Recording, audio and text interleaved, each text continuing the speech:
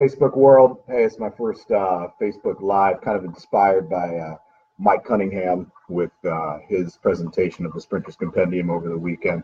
Just wanted to touch on a couple things for you guys that I think, I'm probably going to make this once a week, maybe a top 5 or a top 10 type of ideas for you guys to continue to enhance your coaching and things like that. A lot of times when you're looking at coaches from different places and different areas, one of the things that I think is most frustrating is when you get these talks, what's actionable? What are things that you can do right now? Well, it's the winter season up here, in Parkway Central, and we have a snow/ice day possibly impending. We might not have school tomorrow. So just kind of playing around with some different ideas. There were some things that I personally wanted to touch on for all of you out there. One of the things I would say is whatever you do in this world, if it's, teaching, sales, coaching, medical, logistics, whatever, you really need to find something that can make you hungry, a sustained hunger. And that is contagious. If you're not passionate about what you do, if you're not hungry for what you do, you're destined to fail right out of the gate. So whatever it may be, you need to know what really gets you going. That's number one. And I know that's an obvious one. Number two, we need to be willing to commit to continued education. That doesn't necessarily mean we're going and getting a doctorate. That may mean reading a really powerful book. Recently I had the opportunity to read Conscientious Coaching and Peak Performance, one by Brett and the other one by Steve Magnus. Those are very, very good books and have really made me think about how I want to talk to my kids, how we want to think about mindfulness, and getting away from these glowing screens and things that we're doing and reaching back out and touching the hearts and minds of the kids we work with on a daily basis. That continued ed is really important. Now, there's opportunities in track and field all over the place. You have the USATF level 1 and level 2 schools, but you also have what moves us on to step number 3 is mentorship. Find a good mentor. Sometimes those mentors might not be in your neighborhood. Sometimes those mentors might not be in your school. They also don't necessarily have to do what, your passion is, but there could be a lot of carryover.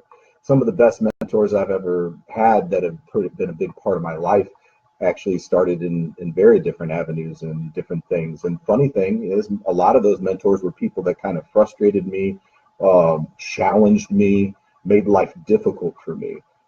Now, having a little bit experience underneath my belt, I've come to understand that those challenges, those difficult situations really were important.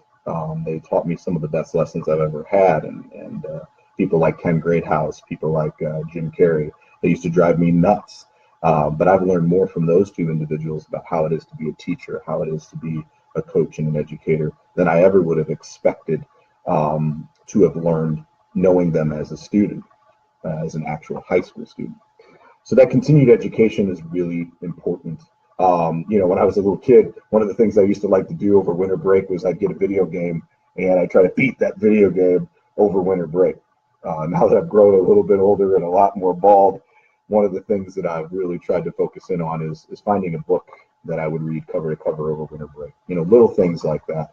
Over winter break, you have the Kwanzaa holiday, and I know that comes with different cultural significances and things like that. But if you look at Kwanzaa and all the different days and the purposes of the different days, after your holiday, like that celebrate Christmas, it was really neat to kind of go, okay, how do I do something really cool on this day, and have kind of a different theme, which really helped keep you interested. And one of those big things that I wanted to do was provide some education, okay, continued ed, but then also to participate in my own continued education. So I think that's really important. Going to coaches clinics around the country. I've had an opportunity this year. I'm going to be able to speak in 4 different places around the country. It's really interesting to see culturally how just things are so very different. And, it's not so much about the X's and O's, but just about the people and what they find important and their philosophy in terms of what is a level playing field for competition, the issues that they deal with within their own building that are very unique. And then it's, and other things that very, very common problems dealing with parents, dealing with a lack of motivated kids. These are things that are very common that all of us can really benefit from. I think the other thing is, we're looking at number 4 now, is being willing to experiment. Don't go so crazy that you're using a whole bunch of new variables that nobody really knows what the outcome of those variables were. But I think once you have a program locked in, I talk about the 90 and 5 and 5 principle. Okay. And so what happens is 90% of your program is locked in, and then there's 5% you throw out every year.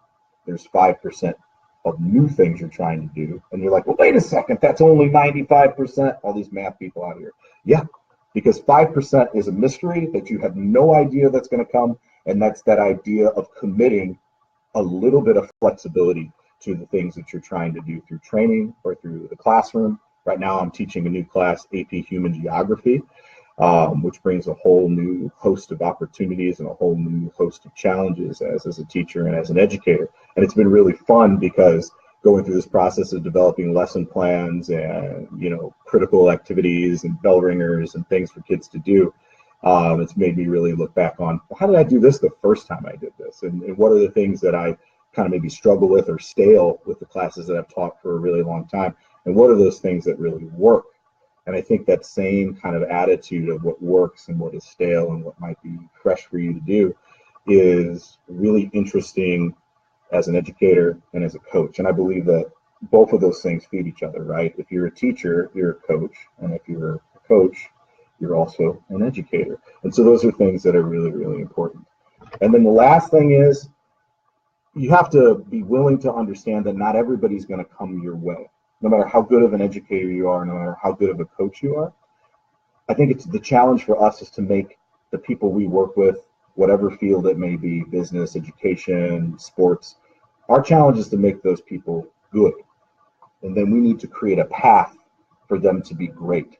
That greatness comes from a symbiotic relationship between the coach and the person that they're working with the manager and those people that work with them on projects. They have to take ownership of that. They have to build some of that for themselves. You can't force that on them. But how do you create an environment that invites them to do that? And so from good to great, great takes some ownership of those individuals on their own. So when you get frustrated, you're like, I don't understand why they don't get this. I don't understand why they don't have that. I don't understand why they're not listening or they're not getting it. Okay, sometimes those things are not going to work out the way that you totally want them to. And you have to accept that, but figure out some steps and some strategies that you can work over time to improve those things in that environment that which you work with and train and go day to day with these people. I think that's really important. So in quick review, number 1, be hungry. Find something you're passionate about. Number 2, commit to continued education. Number 3, find a mentor, either right next door to you, within your town, within your community, or through the world that we have now on social media, there's so many people willing to share, or through those continued education through really, really good books. Number 4, be willing to experiment, but don't throw the whole system out and trash it. Commit to working on small variables over time so you know what is working and you know what is not working. And then last, be willing to commit to being good and creating an environment that allows people to take on excellence. Thanks, guys. We'll see you soon.